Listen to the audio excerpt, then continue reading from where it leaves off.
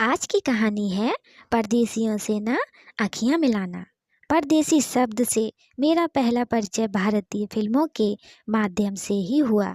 बचपन से ही मुझे फिल्में देखने का तथा पिताजी को ना दिखाने का शौक था। इन शौकों की टकराहट में प्रायः पिताजी को ही अधिक सफलता मिलती थी। इसलिए मुझे बदनसीब को रेडियो से सुने गानों से ही संतोष करना पड़ता था।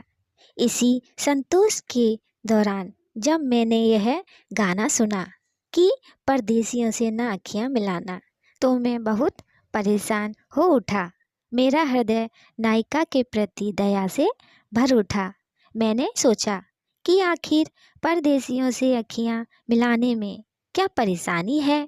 यह बेचारी क्यों बार बार इस तरह की बात कर रही है। इसी पंक्ति को बार बार दोहराने से मुझे लगा कि वाकई कोई गंभीर बात है, वरना वह एक बार ही कहकर छोड़ देती। बहुत कसमकस के बाद भी जब मेरे बाल मन को समाधान नहीं मिला, तो मैं विभिन्न लोगों से मिला। सभी लोगों ने अपनी अपनी बुद्धि के हिसाब से जो स्पष्टीकरण दिए, उससे मेरा दिमाग खुल गया। सबसे पहले मैं अपने इतिहास के टीचर से मिला। सभी टीचर मुझे शुरू से ही रहस्यमय प्राणी लगते थे। जिन मुश्किल किताबों और सवालों के डर से मुझे बुखार आ जाता था, वह उन्हें मुँह जवानी याद थी। जो गणित के सवाल मुझे पहाड़ की तरह लगते थे, वह उन्हें चुटकियों में हल कर देते थे। इतिहास की मास्टर जी ने मुझे ऊपर से नीचे तक देखा, फिर बोले, परदेसियों से आँखियाँ लड़ाना वाकई एक गंभीर समस्या है। यह इतिहास का खतरनाक लक्षण है। इतिहास के गवाह हैं कि जब भी हमने परदेसियों से आँखियाँ लड़ाई, हमें क्षति उठानी पड़ी। मोहम्मद गोरी ने जयचंद से आँखियाँ लड़ाई, जिससे हमारे देश में दिल्ली सल्तनत की नींव पड़ी। दौलत खां लोधी ने बाबर से आँखियाँ मिलाई और हमारे भारत में मुगल आ गए।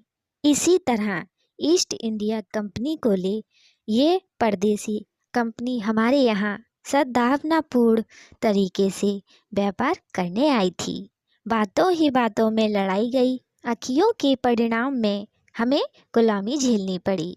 अंग्रेजों के आँखियाँ लड़ाने का तरीका स्वार्थिक वैज्ञानिक था।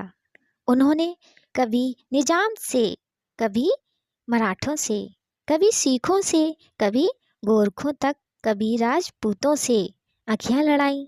इनमें से प्रत्येक को उन्होंने अपना कहा, किंतु हुए किसी के नहीं। इसी के बाद मैं अपने मकान मालिक से मिला। उनका कहना था, परदेसियों से आँखियाँ मिलाने में तो परेशानी ही परेशानी है। ये परदेसी कभी भरोसे लायक नहीं होते।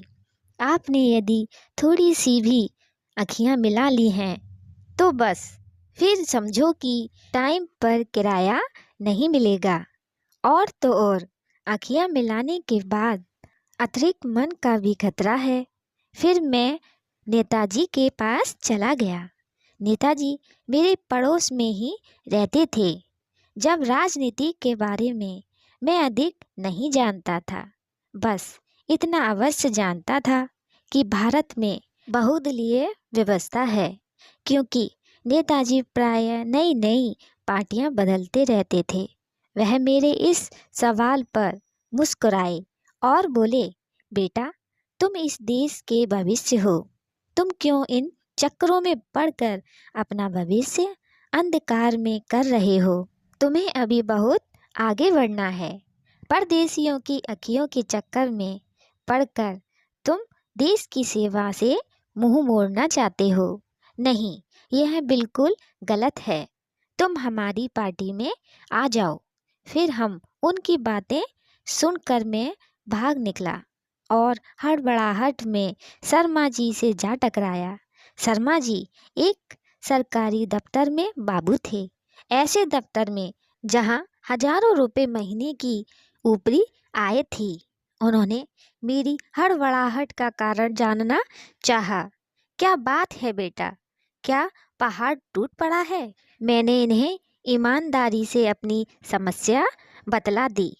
उन्होंने मेरी बात सुनकर जोर से ठहाका लगाया और बोले, बेटा, अगर परदेसी से ही अखियां मिलाने में रहा जाता है तो दो लड़कियों की शादी कैसे करता?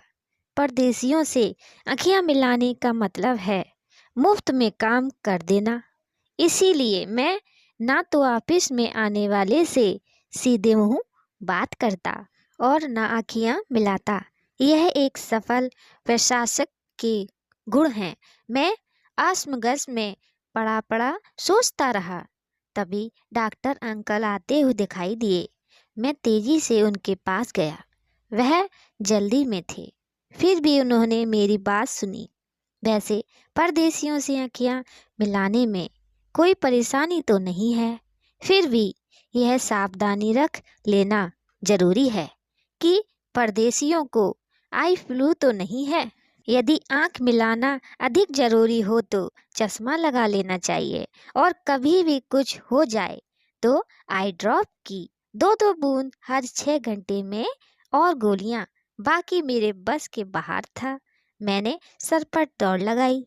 इतिहास के झरोखे से आई फ्लो की खिड़की तक का सफर वाकई बहुत लंबा हो गया था। परदेसियों से आँखें मिलाने के संदर्भ में जो भयावह कल्पनाएं उपरोक्त सज्जनों ने मेरे दिमाग में बिठा दी, उसका नतीजा यह है कि आज तक मैं किसी परदेसी से आँखियां नहीं लड़ा पाया और परिणाम यही रहा कि आज तक मेरी शादी नहीं हो पाई।